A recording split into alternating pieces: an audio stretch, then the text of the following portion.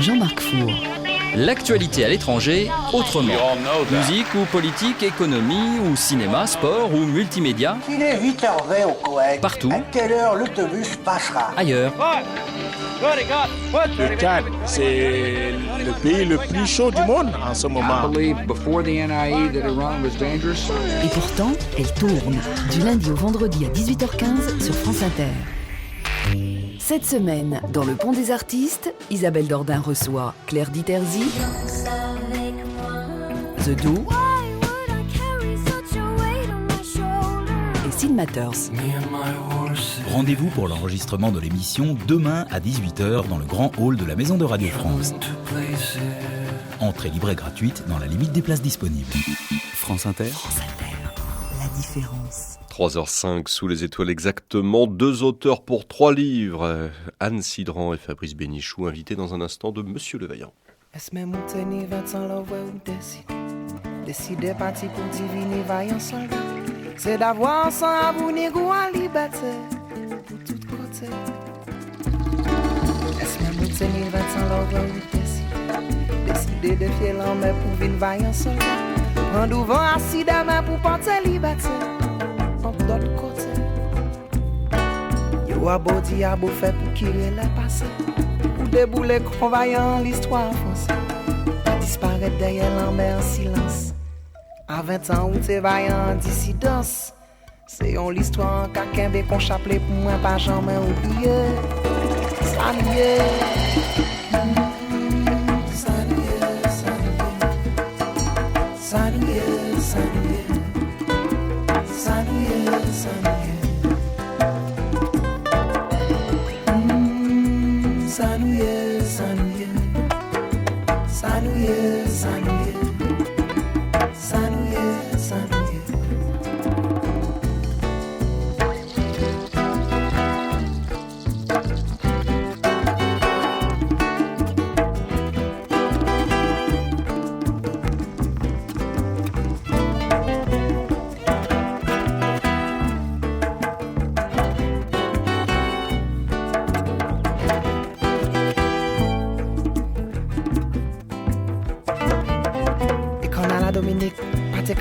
Trop fort. Courir passer par anglais, partir qu'à somme trop fort. Comme un couille, monter, descendre, ou aller virer. Et ça l'argent moins qui já savais ça qui bien. T'es grippé les familles et l'amour à moi. Du bout de piquant, vaillant, cascado. En Guadeloupe, Martinique, papa dont tant que moins de décider. Yo a beau dire, a beau fait pour qu'il le passé. Pour ses grands-papas, alors à pas pitié. Pas disparaître derrière l'enmer en silence, pas laisser tout ça sombrer en désolance. C'est on l'histoire en caquin qu'on chapelet pour moi pas jamais oublié. Ça nous y est, ça nous y est.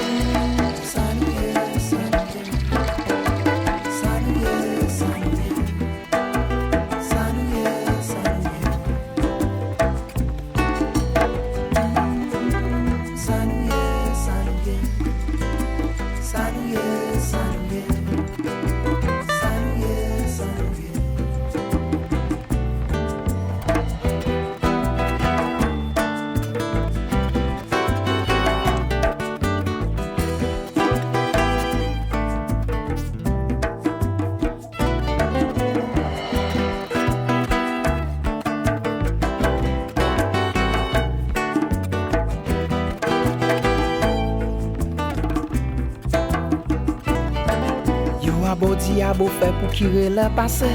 Pour ses grands-papas alors à pas pitié. Pas disparaître derrière l'enmer en silence. Pas laisser tout ça sombrer en désolance. C'est on l'histoire en caquin qu'on chapelet pour moi pas jamais oublié. Ça nous y est, ça nous y est, ça nous y est.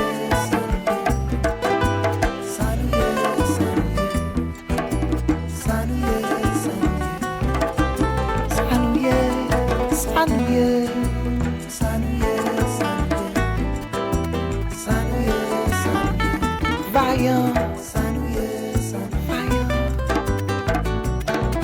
nous y est, ça nous y est, ça nous y est, ça nous y est, ça nous y est.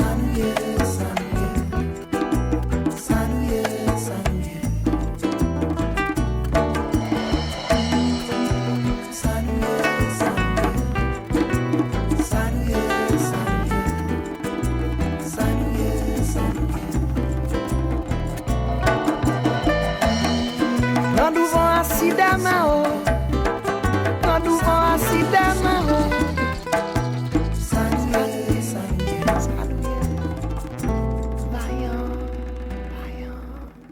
Sous les étoiles exactement, sur France Inter, j'ai le plaisir, l'honneur et l'avantage de recevoir de nouveau Anne Cibrand. Je vous souhaite la bienvenue, je vous souhaite une formidable année 2008. Merci. On y reviendra sans doute.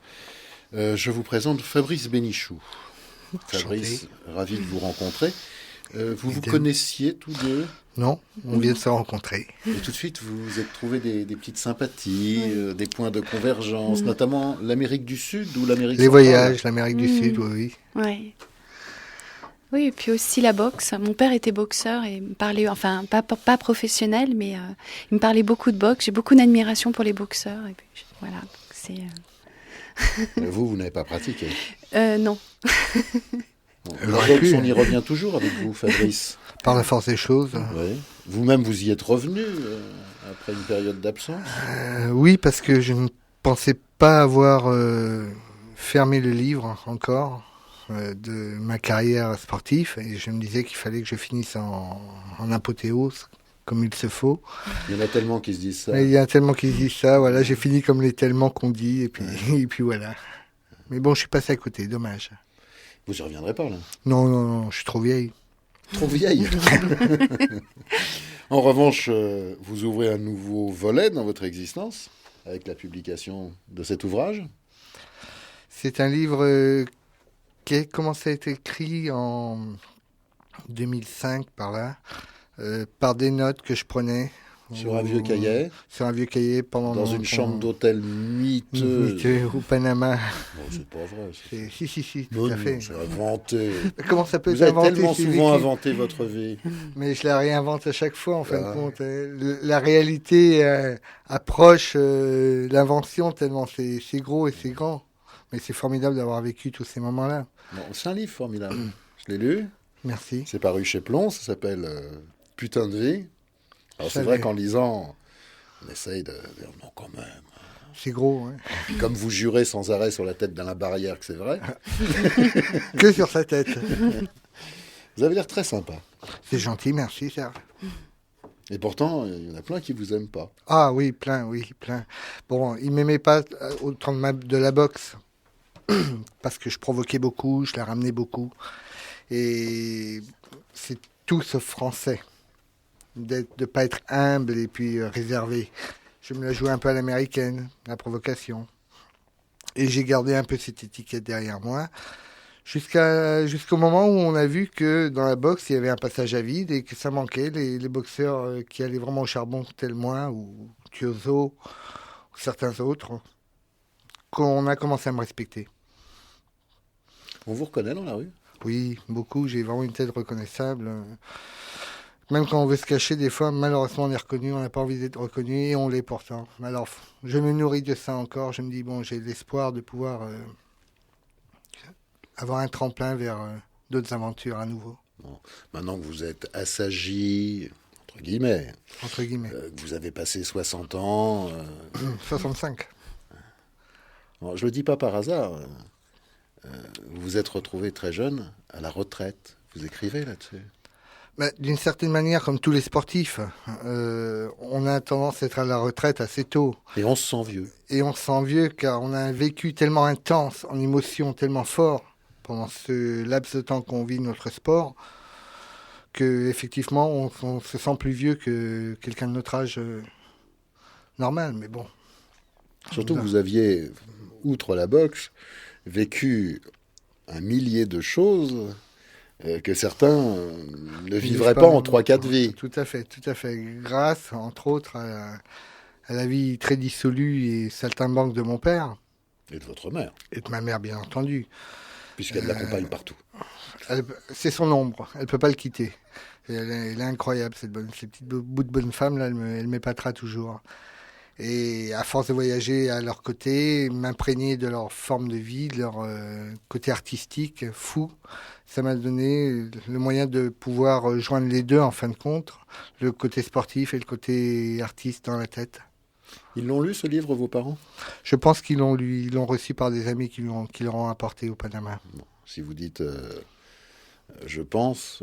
Vous n'avez pas encore reçu de commentaire.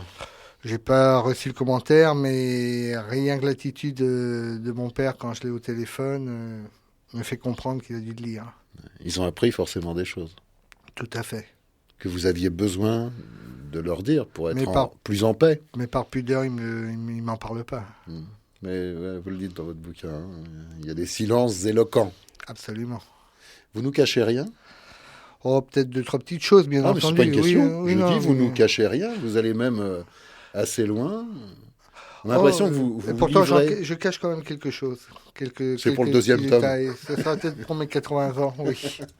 On a le sentiment, ici on ne fait pas de psychologie, on se borne aux relations humaines, mais puisque là, vous parlez de votre vie, on a l'impression quand même que vous vous battez avec vous-même. Constamment, on est constamment en perpétuelle reconstruction, recherche de soi-même, savoir vers quoi on doit se diriger, qu'est-ce qu'on doit faire dans la vie, l'éternelle question, qui suis-je, où je vais, qui et dans quelle étagère. Et dans quelle étagère, voilà. Bon, outre le fait d'être plus en paix avec vous-même, de dire des choses à ceux qui vous sont proches et qui vous ont peut-être pas toujours compris, il y a eu d'autres motivations pour la rédaction de ce livre ? C'est sûr que ça a pu être une des motivations de pouvoir expliquer certaines choses qu'on a à l'intérieur de nous. C'est vrai qu'en écrivant, j'ai réalisé que c'était beaucoup plus facile de les exprimer qu'en parlant. Et la personne qui les lit a plus le temps de les voir et de les comprendre, et de les ressentir mieux qu'avec la parole. Et il y a certaines personnes qui l'ont bien pris, d'autres un peu moins. Le plus dur, c'est mes enfants. Ils n'ont pas tout bien pris et les grands, et j'en souffre terriblement. La séparation de mes 3 fils, c'est la pire des choses, on m'a enlevé un membre. Ça, c'est très dur. Vous en parlez souvent. Oui, normal. Que reste-t-il de la boxe aujourd'hui ? De la boxe en général ou pour moi ? Non, pour vous, votre expérience. Une aventure formidable. Une aventure que plein d'hommes sur cette terre auraient voulu vivre à ma place. S'il fallait que je recommence, je crois que je recommencerais la même chose. Il y en a qui donneraient toute leur fortune pour pouvoir ressentir et sentir les émotions que j'ai vécues. Rien que d'y penser, ça me donne la chair de poule, c'est formidable. Vous avez revécu certains combats en écrivant ce livre. Oui, absolument. Presque à la seconde près. On ressent les odeurs, les moments des odeurs, les sensations, les peurs, les angoisses. En l'écrivant, j'avais le cœur qui commençait à palpiter comme avant de rentrer sur un ring ou d'avoir l'adversaire en face de moi. Je me remémorais toute la situation et c'est vrai qu'on se met en état. Alors bon, il faut arriver à respirer, se contrôler, comme avant un combat et continuer son écriture. Vous avez été combien de fois champion du monde ? 3 fois. Champion d'Europe ? 5 fois. Qu'est-ce que la fédération fait pour les vieux boxeurs qui ont mérité ? Bonjour, vous allez bien ? On a une photo de nous chez nous. Enfin, la nouvelle fédération, maintenant, peut-être, il paraît qu'ils vont changer les choses, ils vont bien faire les choses, mais là, jusqu'à maintenant, la Fédé m'a rien proposé, rien... Vous avez envie, vous, de vous investir Non, pas du tout. Même dans la formation des jeunes ? Non, pas du tout. Car être entraîneur ou être dans la formation dans la boxe, c'est difficile, car les émotions qu'on ressent en montant sur un ring, on les ressent également pour son poulain. L'entraîneur, quand il y a une certaine osmose entre l'entraîneur et le boxeur qui s'installe au fil des ans, il ressent les mêmes émotions, les mêmes sensations. La peur est la pire de toutes. Et l'idée d'avoir un petit jeune qui monte et avoir la trouille à nouveau au ventre, non, j'ai pas envie de vivre ça, non. Vous en parlez de la trouille dans ce oui. livre. C'est assez rare que les boxeurs se livrent. C'est légitime, faut pas se mentir, on a tous peur. Celui qui n'a pas peur, ou alors c'est un surhomme, ou c'est un menteur. Moi, personnellement, je sais qu'il y a certains qui disent qu'ils ont un trac, comme l'artiste avant de monter sur scène. Moi, c'est un peu plus. Je sais qu'on va se prendre des coups dans la gueule, qu'on a un enjeu très important derrière. Et pour moi, c'était en plus ma vie, l'avenir de ma famille, l'avenir des miens. Je boxais pour construire quelque chose dans ma vie. Je boxais pas que par plaisir de boxer. C'était un moyen de survie. Un peu comme les Sud-Américains ou les Américains. En plus, dans la catégorie où vous évoluez, on s'en donne des coups. Hein. Ah, on s'en donne. Oui, c'est vrai que les poids lourds, lourds, descendre l'adversaire. C'est vrai que les poids lourds, c'est des coups lourds qu'on se prend dans la tête. Ça fait bobo, mais dans les plumes, il y a une répétition de coups. Et puis un coup au cerveau n'est pas toujours bienvenu. Vous avez des séquelles? Non, grâce à Dieu. Les seules séquelles qu'ils ont trouvées dans mes scanners, c'est des séquelles de quand j'avais 9 ans que j'étais tombé sur la tête. C'est dire. Ah, c'est pour ça? Oui, ça va sûrement être ça. Vous... Sans compter que mon père cassait des briques sur le ventre de ma mère quand en catalepsie. Et moi, j'étais dedans. Votre père faisait le fakir et votre maman, jusqu'à 5 mois de gestation... Elle servait de cobaye. Ouais. Il la mettait raide entre 2 chaises et il cassait des parpaings sur le ventre. Elle a accouché dans des conditions difficiles. Vous-même, vous avez perdu presque 1 kilo alors que vous étiez tout petit nourrisson.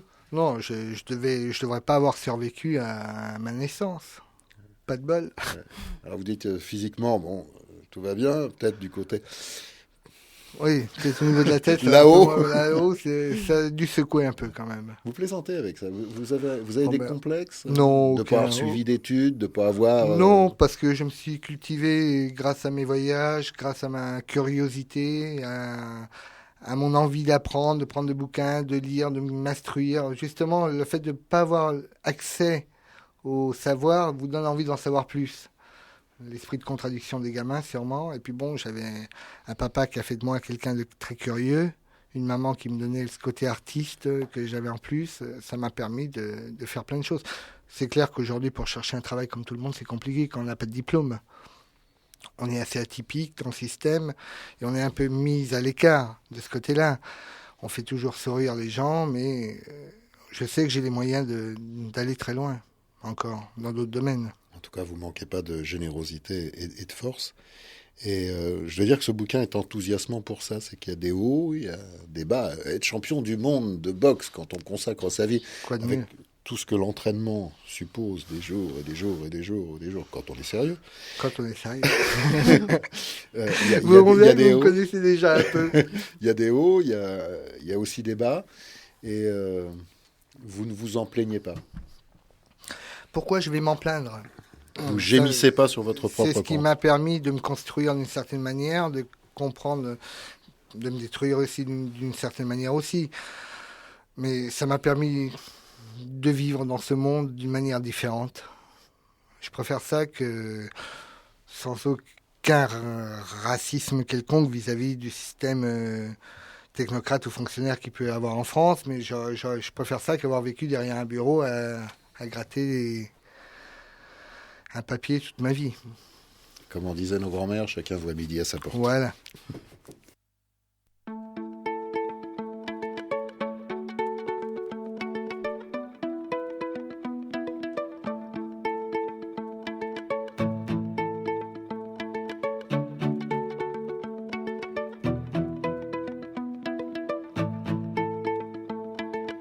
Que devient ton poing quand tu tends les doigts? Que deviennent tes larmes quand tu ne les essuies pas? Que devient ton rire la nuit sous d'autres toits? Que deviennent tes lèvres murmurant tout bas des mots pleins de fièvre? Un autre que moi disent-elles la même chose que nous deux autrefois? Que devient ton poing quand tu tends les doigts?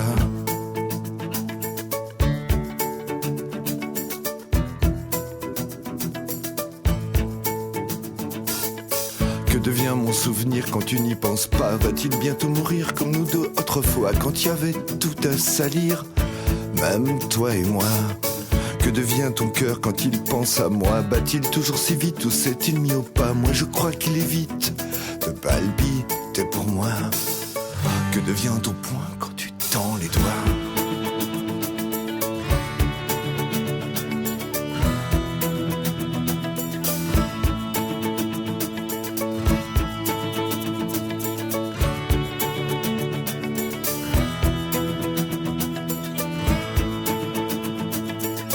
Que deviennent tes jambes me fuyant, rappelle-toi. Que deviennent tes cuisses, y penser vaut mieux pas, car sinon je glisse et je ne peux pas aller plus bas. Que devient ton poing quand tu tends les doigts? Que deviennent tes larmes quand tu ne les essuies pas? Que devient ton rire la nuit sous d'autres toits? Que devient ton poing quand tu tends les doigts?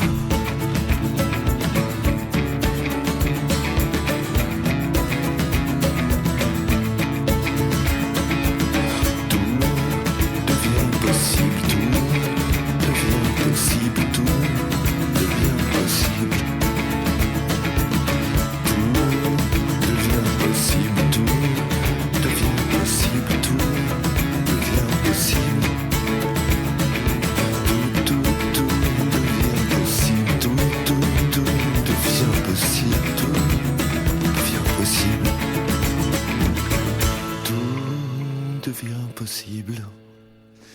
Sous les étoiles exactement sur France Inter. Nous sommes en compagnie cette nuit de Fabrice Bénichou, auteur surprenant d'un livre enthousiasmant. On le prend, on va jusqu'au bout, on ne peut pas le lâcher et on va de surprise en surprise, avec parfois des tragédies, pour ne pas dire des drames. Nous sommes en compagnie d'Anne Cibrand également. Elle ne boxe pas. On a plein de points communs. Elle ne travaille pas dans un bureau. Vous faites de jolis métiers. Quels sont-ils ? J'écris, je me balade, je vis. Quel est le deuxième métier ? Ou le troisième ? Ah oui, aussi. Oui. Plus beau les métiers. Oui, mais je ne considère pas ça comme un métier. Je ne sais pas, j'aurais pas mis le mot métier sur maman. C'est quelque chose qui va de soi. C'est donc pas un métier. Un métier, c'est quelque chose que... En même temps, c'est quelque chose que j'apprends, bien sûr, mais le métier, pour moi, il y a la notion de compte à rendre, de quelque chose d'extérieur, alors que pour moi, c'est quelque chose d'intérieur, d'évident. Voilà un de vos métiers. Vous êtes appreneuse. Appreneuse, oui, tout à fait. Ouais. Qu'apprenez-vous, là, une langue étrangère, je crois ? Le quechua. Le quechua ? Oui. Voilà. C'est pour faire secrétaire commercial ? Non, c'est pour voyager, pour parler avec les Indiens. Et du coup, avoir un rapport immédiat, quelque chose de beaucoup plus touchant que si je parle l'espagnol, qui est pour eux la langue des conquistadors, hein, donc une langue un peu traumatisante. Et puis, dans le quechua, quand ils disent des choses, il y a plus de choses que dans la traduction, donc c'est... C'est toujours mieux ailleurs. Non, j'aime ici aussi. J'aime aussi la maison qu'on a à la campagne, tous les moments. Non, j'aime bien là où je suis, au moment où j'y suis. Très bien. C'est beau ça. Je remarque que quand vous êtes venu chez moi, vous n'étiez pas bien. Non, je regrette parce que je suis super gourmande. Vous écrivez aussi pour la radio ? Oui, j'écris pour France Culture. Ouais. Qu'écrivez-vous pour France Culture ? Alors j'écris pour les enfantines, par exemple, des contes. Et puis j'écris aussi des fictions pour les perspectives contemporaines. J'ai fait un journal de voyage d'1 heure sur la Tunisie. Et puis j'ai fait aussi une adaptation de ce roman « Je suis la bête » qui a été dit par Christine Boisson au Festival de Nuit. Christine Boisson ? Oui. Ah oui. Je m'évente. Ah, c'est quelqu'un d'incroyable. C'est quelqu'un de merveilleux. Ah oui, oui. Et puis elle a une voix... c'est une vraie belle personne. Et une actrice courageuse, ouais. Qui a tenu des rôles parfois qui n'étaient pas évidents. Ouais. Parlons, tiens, Je suis la bête, c'est paru chez Gallimard. C'est pas rien, quand même, hein. Quand on rêve d'être écrivain et qu'on est publié chez Gallimard. Mais c'est pas mal Plomb aussi, Fabrice Bénichou. Moi, je dis rien. J'ai déjà pu sortir un livre.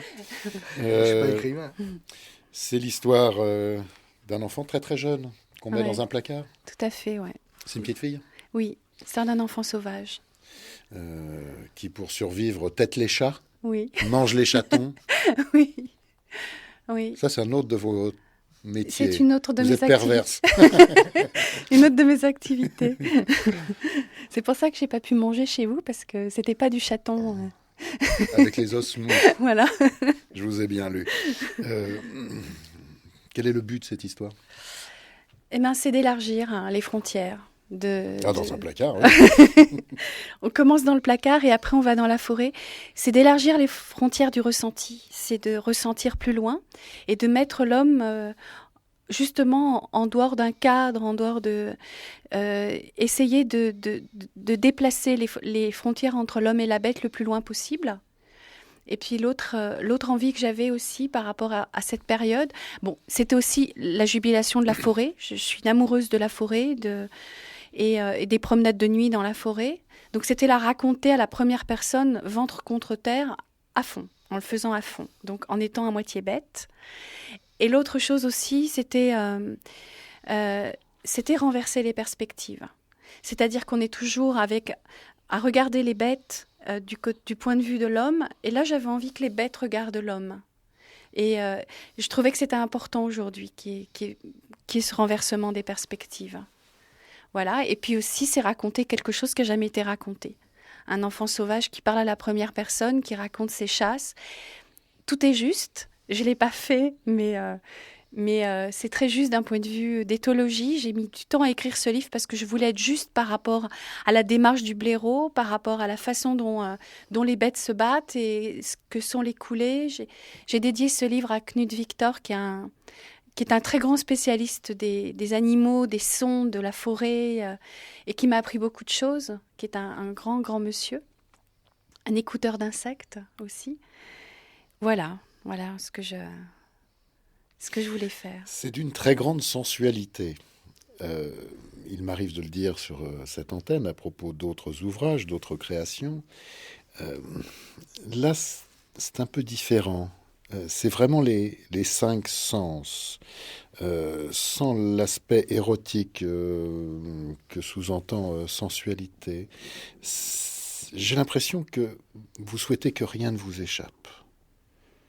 Et c'est aussi quelque chose qu'on retrouvera dans le prochain ouvrage que nous évoquerons, Le Monde Intervalle. Vous êtes très gourmande.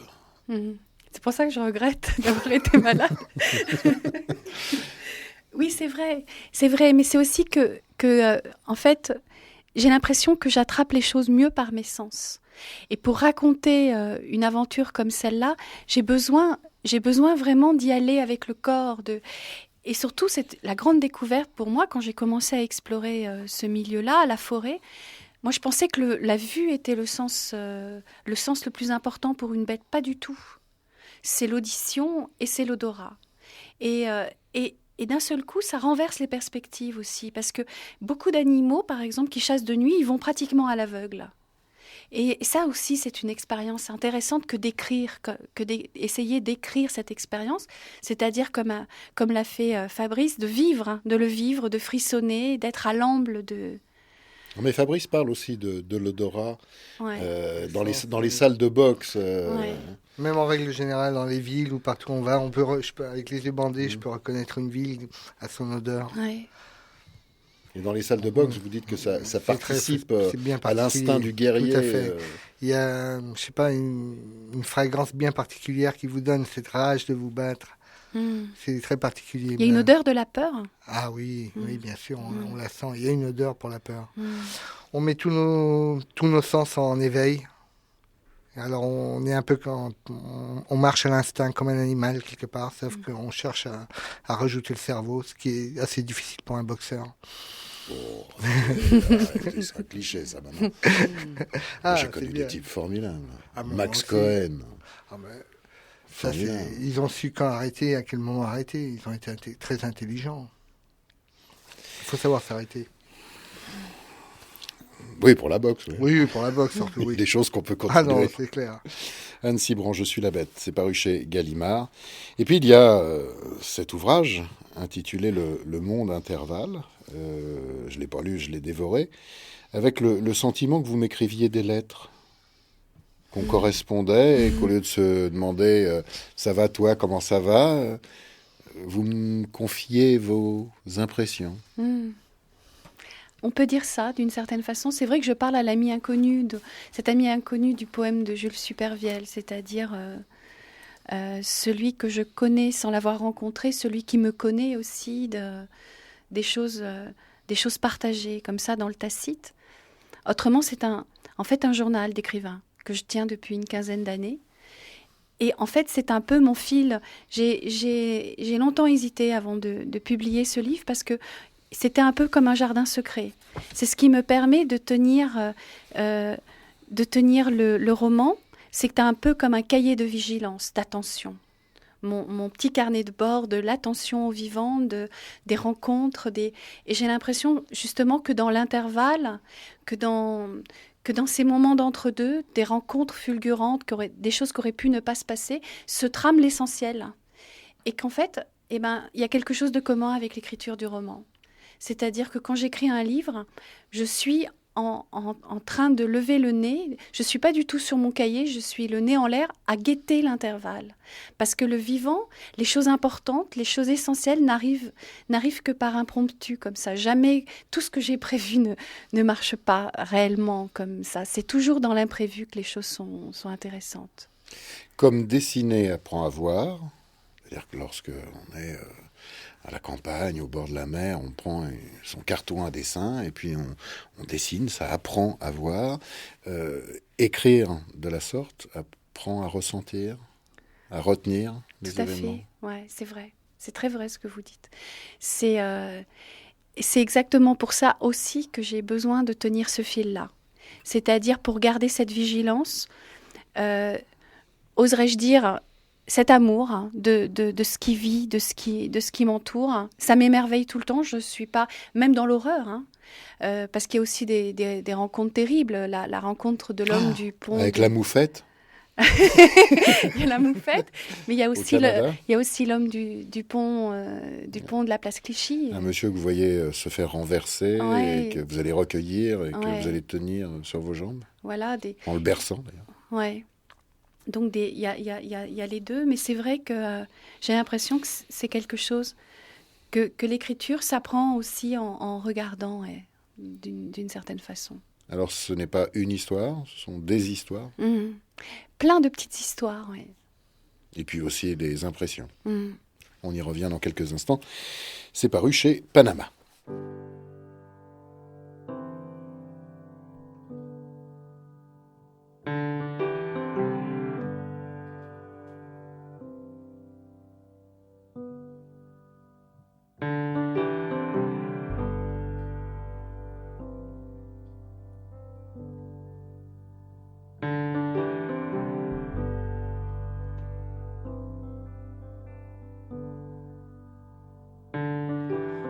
Songs that go forgotten are found, remembered, loud and sung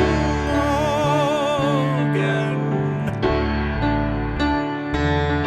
The Father of all kindness, the lover of souls will come to find us, and if I can remain there, and if I can remain there, I will stay, and I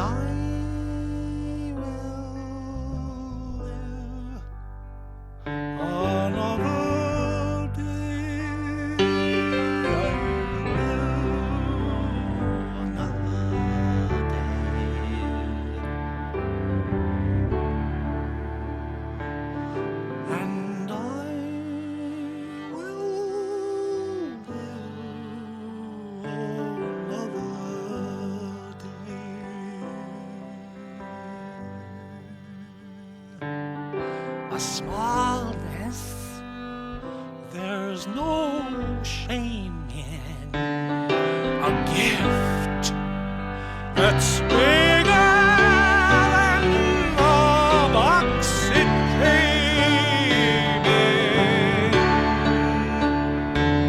And if I can remain there in that heaven of your eyes, and find a tiny paradise of no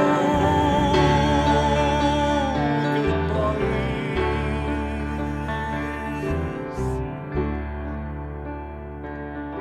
And if I can remain there, and if I can remain there, I will stay, and I will live another day. I'll live another day. And I will live another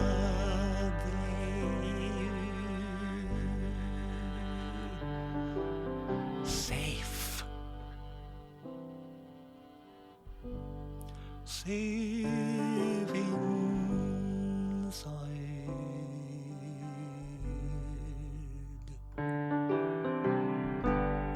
where angels soft as kisses ride, and gentle horses safe inside the day, inside the swan, safe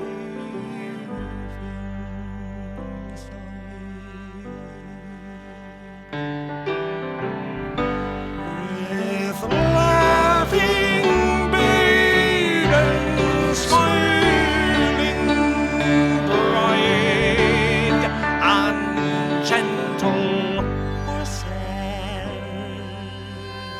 safe inside the day, inside the sun.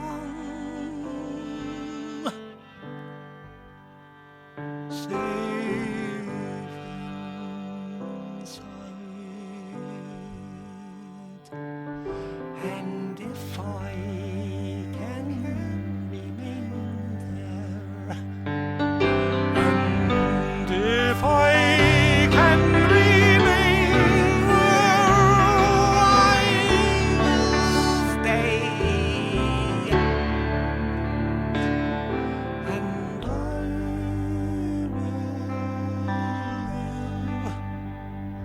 will another day.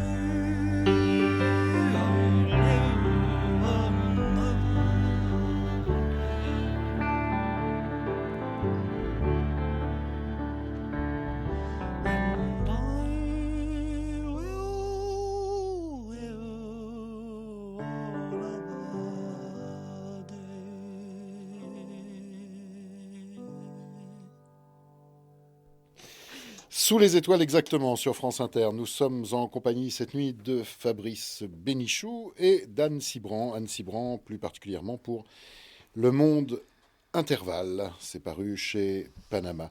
On rentre dans le vif du sujet avec des visites que vous rendez à votre mère qui vit dans un curieux pays. Le pays de la catastrophe imminente ou passée. Racontez-nous. C'est-à-dire que cette espèce de superstition de méditerranéenne l'interdit de recueillir tout ce qui est bienveillant. Elle ne voit que la catastrophe, que le malheur, elle ne retient que ça. Et elle a l'impression, en fait, qu'en tenant ce fil-là, elle se protège du mauvais sort.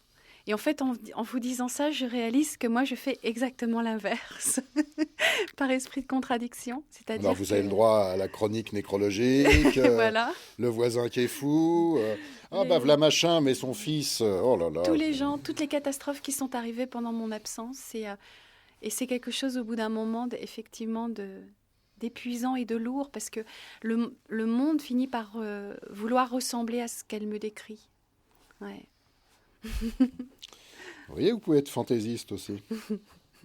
Vous parlez de votre père, ou tout au moins d'un père, avec une histoire assez incroyable, qui aurait pu arriver d'ailleurs à Fabrice Bénichou, parce qu'il lui arrive tout ce qui peut arriver de plus surprenant sur la Terre, ça lui est arrivé. Votre papa avait une douleur dans l'épaule, c'est ça ? Ah oui, ce jumeau, cette histoire de... Oui, il avait une espèce de douleur qui le lancinait régulièrement. Et puis un jour, il s'est fait... En fait, ils ont vu qu'il avait une petite boule et il s'est fait opérer. Et ils ont découvert, en fait, que cette douleur, c'était son jumeau. Et que dans le ventre de sa mère, il avait dévoré... son œuf avait dévoré son jumeau. Et que le jumeau, en fait... C'est alien, c'est terrible. Non, mais c'est un film de peur. Non, mais il paraît que c'est assez fréquent. Mais on l'élimine. Sauf que mon père, en fait, il l'a pas éliminé, il l'a gardé toute sa vie. Et, Trop gentil. Ouais. Donc ça faisait comme un petit fœtus, en fait. Et à la fois, c'est un papa ogre. Ouais. Et en même temps, c'est un papa ogre. C'est pour ça que je disais que ça ne m'étonnait pas tellement. Et il vous a légué cela. Ouais. C'est-à-dire cette possibilité de porter en moi des vies possibles. Et comme des jumeaux, et de temps en temps, et qui font ces douleurs aussi, le temps de l'écriture, jusqu'à ce que le livre m'en délivre. Et donc vous avez une double personnalité. Voilà, je suis... quadruple au moins. Quintuple. Une de plus. Il y a un secret derrière les gestes. Quelque chose qui échappe au langage dont on ne parle pas. J'en connais beaucoup qui me fascinent, même des plus insignifiants, comme par exemple tendre la main pour désherber. Ça devient du mauvais travail si je le fais avec des gants. J'arrache ce que je voulais garder. Les repousses tendres du myosotis, aux racines trop influençables, et qui se laissent emporter avec la garance et l'ortie. Il faut une main nue, sensible et éclairée, des doigts capables de s'arrêter au ressenti d'une feuille, la reconnaître comme à la voir, parce que la main, dans ces moments-là, va plus vite que l'esprit. Elle doit penser avant et même pressentir les recoins où il lui faut ralentir, où une précieuse plantule est peut-être embusquée. Le bon geste est aussi complet qu'une personne. Il a des yeux, un cœur, une destinée, des intentions. Il a aussi un courage et des ruses, cet instinct de la fluidité qui permet de lui épargner des forces. Ainsi le geste a une vie qui va de la jeunesse à la maturité, puis à l'accomplissement. C'est un extrait du Monde Intervalle, sous votre plume, Anne Cibrand. C'est paru chez Panama. Fabrice Bénichou, une vie incroyable. Ça ne sera jamais porté à l'écran. D'abord, ça coûterait trop cher, ça se passe sur tous les continents, mais presque. On peut porter une partie. Laquelle de ma vie. C'est pas à moi de décider. Laquelle? Il y a déjà des choses qui ont été filmées, vos combats. Oui, bien sûr. Mais il y a un tellement qui pourrait être porté à l'écran. Le début de ma vie, la vie de mes parents, moi juste après, artiste, saltimbanque ou boxeur. Il y a tellement de choses qui pourraient être portées à l'écran. Vous avez été effectivement artiste très très tôt. Oui. Avant d'aller à l'école des artistes, oui. Où les profs vous enseignaient des trucs qui n'étaient pas vraiment dans votre réalité, non, ni en fait, dans la c'était réalité. des profs classiques. Je m'attendais vraiment à trouver des maîtres pour apprendre ce qu'est le monde artistique. En fin de compte, j'ai trouvé des profs d'école normaux qui apprenaient aux enfants l'abécédaire, les mathématiques, la géographie, comme tout le monde. Et le côté artistique ne ressortait presque pas de cet endroit. Alors j'étais assez déçu, c'est vrai. Vous avez des amis, des vrais, hein? Des vrais? Oh, je les compte sur une main, mais j'en ai. Une main de bûcheron québécois? Même, oui. On pourrait dire. Bon, vous avez des vrais amis? Oui, j'en ai. C'est formidable. Ça fait tellement du bien de ressentir cette force d'amour qu'il y a à côté de soi, qu'on se sent bien moins seul. Ça veut dire qu'ils sont sympas avec vous et que vous devez faire l'effort d'être sympa avec eux parce que vous avez été très souvent trahi. Je n'ai pas besoin de faire l'effort. Je préfère garder ma personnalité et être la personne que j'ai toujours été, quitte à me refaire trahir. Si je me trompe encore une fois, ce sera dommage pour moi encore une fois.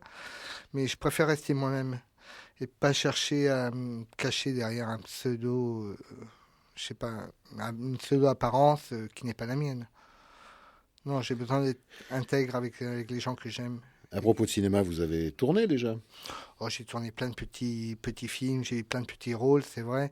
En attendant, en souhaitant peut-être un jour pouvoir plonger la tête la première là-dedans et arriver vraiment à tourner. Car je me vois difficilement faire autre chose que quelque chose d'artistique. Je ne sais rien faire d'autre.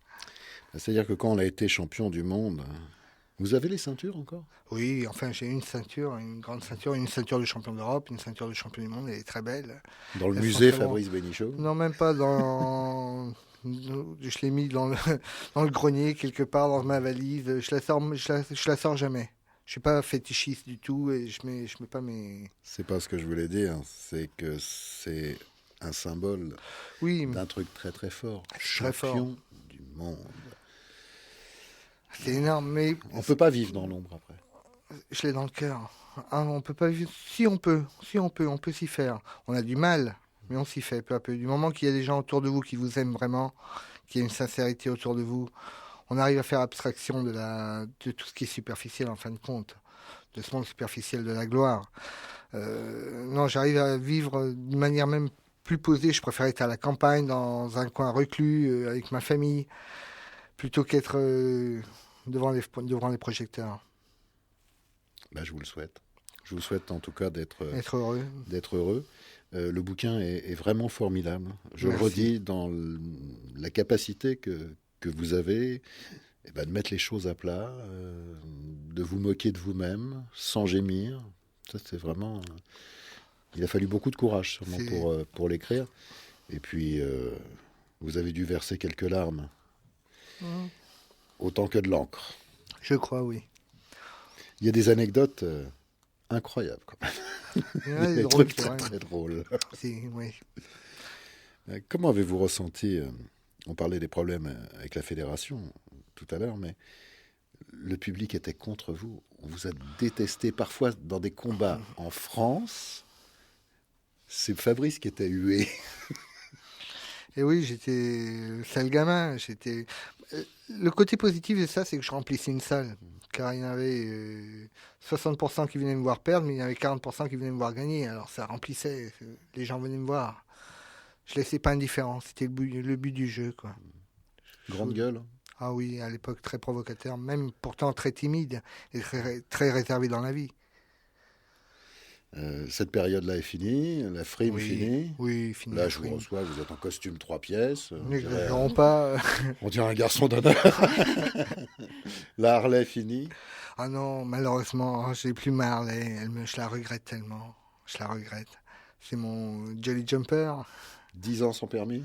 Ouais, il faut être con. Hein. Un vrai rebelle. Inconscient plutôt.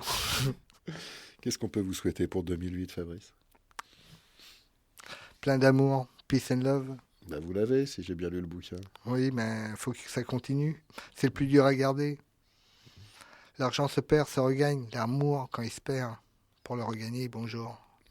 Dans quel domaine vous allez nous surprendre bientôt ? Je n'en sais rien. Peut-être... La prêtrise ? Par exemple, devenir... Moi, je me crois capable. Rentrer sous les ordres. Le nouveau Jésus. Bénichou veut bien dire fils de Jésus, alors on va savoir. Peut-être j'aurai la révélation. Ce que j'espère pour vous, c'est que ce livre va vous donner l'occasion de fréquenter les plateaux télé.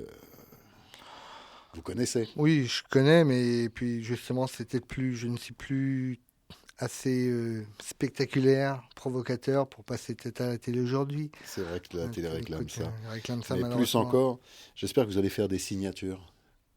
J'espère aussi. Vous allez aller dans les salons, je suis en attente de ça. Même dans les librairies, et que vous allez rencontrer votre vrai public. C'est ce que je compte. C'est un moment génial quand on rencontre des gens qui viennent vers vous et disent « J'ai lu votre livre, dans la rue ça m'arrive ou dans le métro ça m'est arrivé. J'ai lu votre livre, c'est super, quelle aventure, j'ai appris plein de choses de vous. » On sent de l'admiration et du respect. Et mon ego est totalement gonflé à bloc à ce moment-là. Je suis heureux, c'est le bonheur absolu. Ça s'appelle Putain de vie. Ouais, vous n'êtes même pas à la moitié. Même pas, et pourtant, j'ai déjà vécu plein de vies. C'est paru chez Plomb. Et nous étions également en compagnie d'Anne Cibrand, que vous pouvez retrouver avec Le Monde Intervalle. Je vais le relire, ce bouquin-là. Je vais le relire dans 4-5 ans. C'est fait pour ça. C'est paru chez Panama. Et puis, il y a Je suis la bête. C'est paru chez Gallimard. Vos projets artistiques ? Je suis repartie sur un autre roman, puis je vais faire un journal de mon voyage. Là, je rentre du Pérou pour France Culture. Quel métier pénible. Dans le livre, on vous suit à Saigon, au Canada. Globe-trotteuse. Oui, et puis on part tous vivre en Équateur en juin. Mais j'étais pas au courant. Vous m'emmenez, on part tous. Oui, oui. Je viens. On s'arrêtera un petit peu au Panama pour dire bonjour à... Pourquoi pas, à mes parents. Voilà. Bonne route à vous aussi. À Merci, bientôt. À bientôt.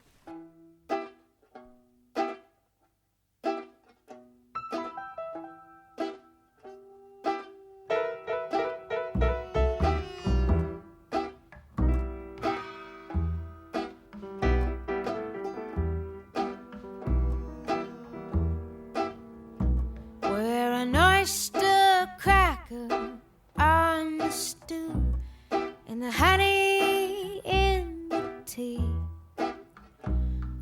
the sugar cubes, one lump or two in the black coffee, the golden crust on an apple pie that shines in the sun at noon, where a wheel of cheese high in the sky.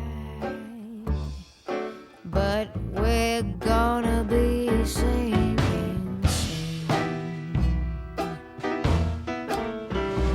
in a boat that's built of sticks and hay.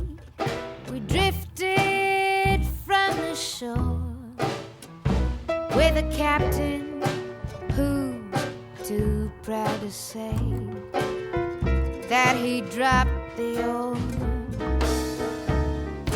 Tiny hole has sprung a leak in this cheap pontoon. Now the hole has started growing weak, and we're gonna be sinking soon. We're gonna be sinking soon. We're gonna be sinking soon. Everybody hold your breath, 'cause we're gonna be sinking soon.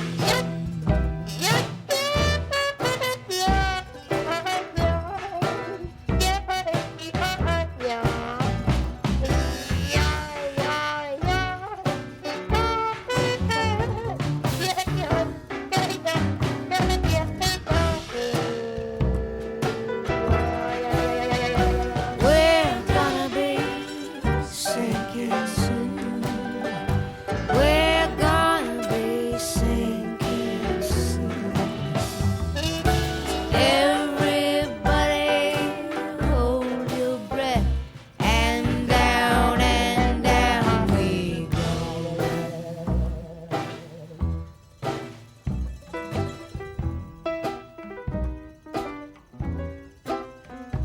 Like the oyster cracker on the stew, the honey in the tea, the sugar cubes, one lump or two. No thank you, none for me. With a golden crust on the apple pie that shines in the sun at noon, like the wheel of cheese high in the sky. Well, we're gonna be sinking soon.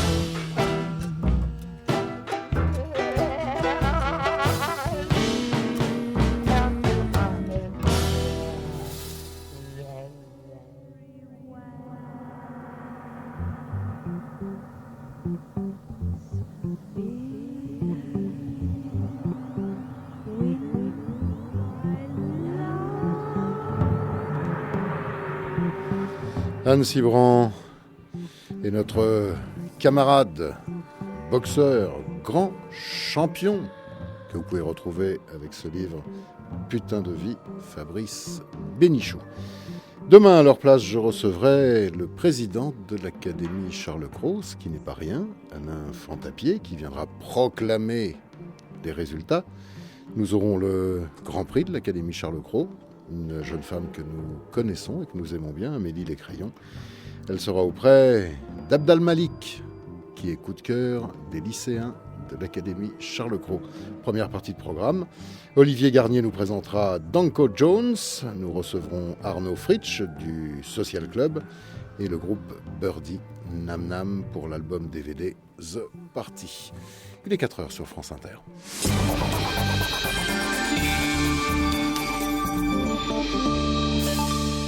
Un point sur l'actualité avec Mickaël Thébault, bonjour. Bonjour. Pour les élus de gauche, on a tout simplement perdu 5 ans. Pour les syndicats de policiers, on attend de voir quels seront les moyens réellement déployés. Michel Alliot-Marie a présenté hier un nouveau plan pour la sécurité en Seine-Saint-Denis, fondé sur une présence policière de terrain. La ministre de l'Intérieur appelle cela des unités territoriales de quartier. Pour le PS, ce n'est rien d'autre que le retour de la police de proximité, créée en 1997 sous le gouvernement Jospin et supprimée par un certain Nicolas Sarkozy, alors place Beauvau en 2002. Ce dispositif, pour l'instant expérimental, commencera dès le mois de mars prochain. Autre réforme lancée hier à Marseille par François Fillon, la réforme des ports autonomes, avec pour ambition le triplement du nombre de containers transitant dans les ports français d'ici à 2015. Le Premier ministre veut également privatiser toutes les activités de manutention. La CGT majoritaire chez les dockers